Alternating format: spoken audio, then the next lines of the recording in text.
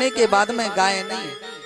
कई तो लोग गुप्त दान कर देते हैं, पता ही नहीं पड़ता कौन देगा। तो दान तो वास्तव में वही होता है जो नाम ज्यादा करते हैं ना या गा देते हैं, वो दान नहीं। क्योंकि पाप को गाने से पाप नष्ट होते हैं और पुण्य गाने से पुण्य नष्ट होते हैं। अच्छा, कम क्या करना है? बोले पाप कम करने के पुण्य कम करने हैं।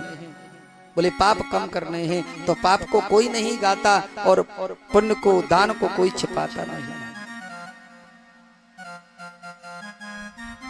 सूत जी कहते हैं कि सोनकाद ऋषियों, जिस समय परीक्षित महाराज कथा श्रवण करने के लिए तैयार थे, सुखदेव जी कथा श्रवण कराने के लिए तैयार बैठे थे आसन पर, उसी समय देवता अमृत का कलश लेकर के आ गया।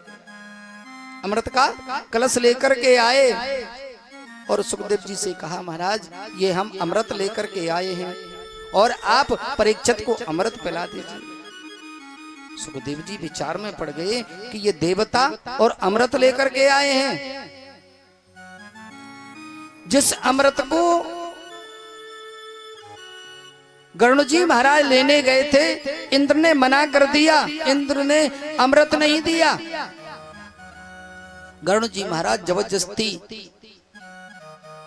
अपने बल पर अमृत छीन करके लाए।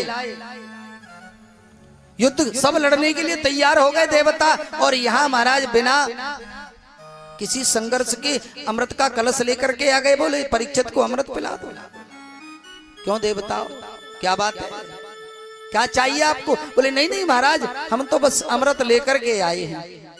नहीं, आप ऐसे अमृत नहीं ला सकते हो, कुछ तो आपके मन में चल रहा है, आप अपने मन की बताओ कि क्या चाहिए इसके बदले में। देवता बोले महाराज हम चाहते ये हैं कि इसके बदले में आप जो कथा परीक्षित को सुनाने वाले हैं ना, वो कथा हमें सुना दीजिए और परीक्षित को अमृत पिला दीजिए। इनको मृत्यु से भय नहीं रहेगा, ये अमर हो जाएंगे, इनकी मृत्यु नहीं होगी, इसके बदले में कथा हमें सुना दीजिए। ध्यान रखो महाराज, जो कथा अपन लोग सुन रहे हैं कटेलिया में, बालाजी मंदिर इस सानिध्य में, वो कथा स्वर्ग में भी नहीं है, वो कथा स्वर्ग में भी प्राप्त नहीं होती। अपन भाग्यशाली हैं, इसलिए तो कहा जाता है कि बड़े भाग्य मानस तन पावा, मनुष्य जीवन इसलिए भाग्यशाली है। क्यों? बोले उससे भी बड़े भाग्य हैं कि बड़े भाग पाइए सत्संगा, सत्संग बड़े भाग्य से मिलता है। मनुष्य जीवन तो भाग्य से मिलता ही मिलता है, लेकिन सत्संग बड़े भाग्य से मिलता है। स्वर्ग में यह कथा नहीं है। सुखदेव जी ने